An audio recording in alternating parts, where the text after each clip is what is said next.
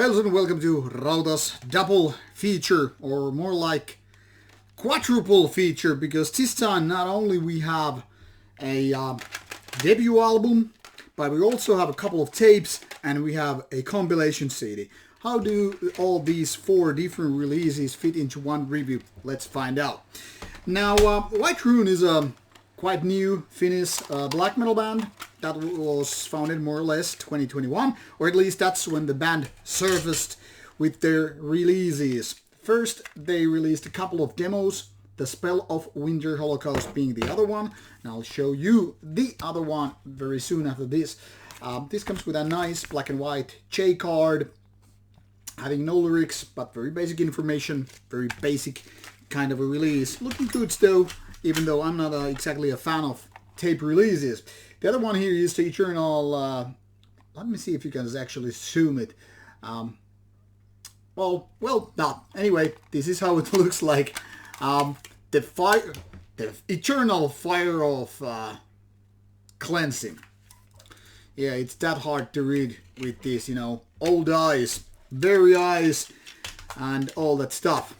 Once again, very much the same kind of layout here with the J card, black and white, and all that stuff.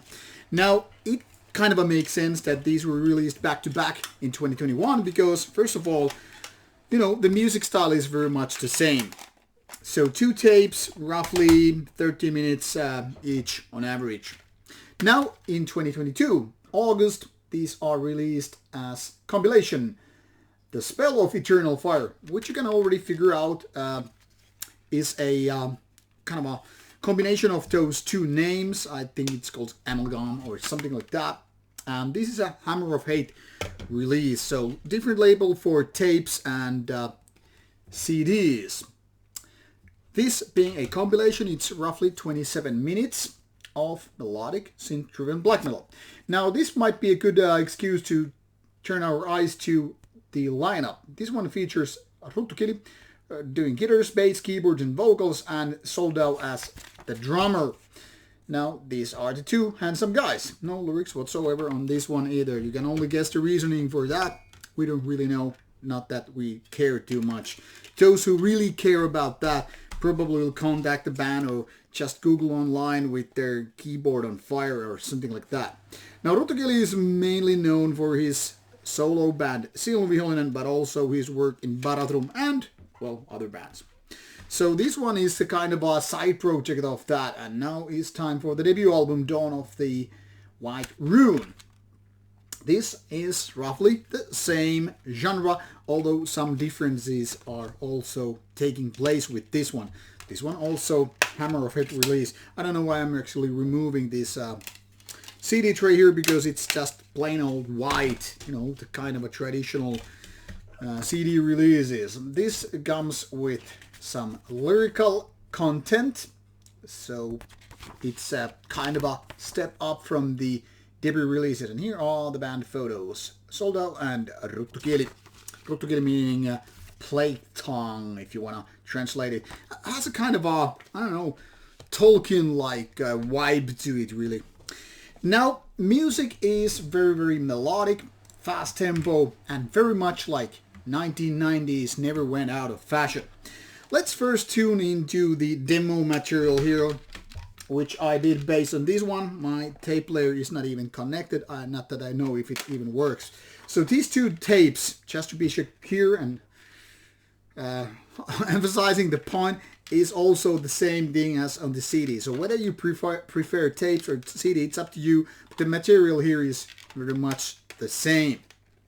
And I said 27 minutes of melodic keyboard-driven black metal. Now, it starts with an intro that is kind of like a homage to Graveland's early works. I mean, you have battle sound and those very 1990s spirited keyboards, and then starts the fast thing. It's as if you were driving a car, you would take a look at the mirror, oh, Graveland, way back there, bye-bye, because this is speeding up.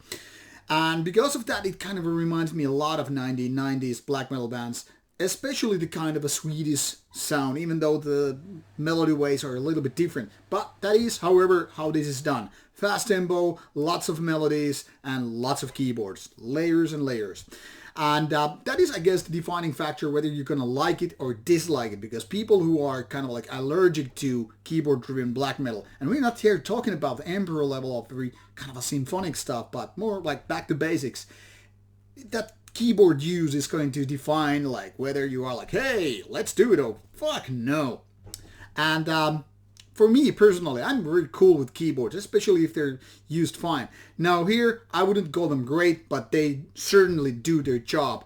And especially the way that it's like paying to that homage to 1990s. So it's all good and stuff like that. Production-wise, it could be stronger, but this remastered CD version is doing its job. And let's not forget, it's all about demo material. It's not like we're competing against big bands like Marduk or Watain or whatever, you know. Then with this debut CD, Dawn of the White Rune, things are a little bit different, but also quite the same. The keyboard uses a little bit more like on the background. I mean, they're not so much dominating, whereas the guitar melodies are, in my opinion, taking more space. And I think that's good, because that's what made Sielunvihollinen so goddamn great, is the use of strong melodies which are super catchy. Actually, they could be even at some points be as like from heavy metal background, you know. You could actually imagine like totally clean vocals be there instead of these kind of screamier black metal ones, because, you know, they're really doing that in a very, very nice way.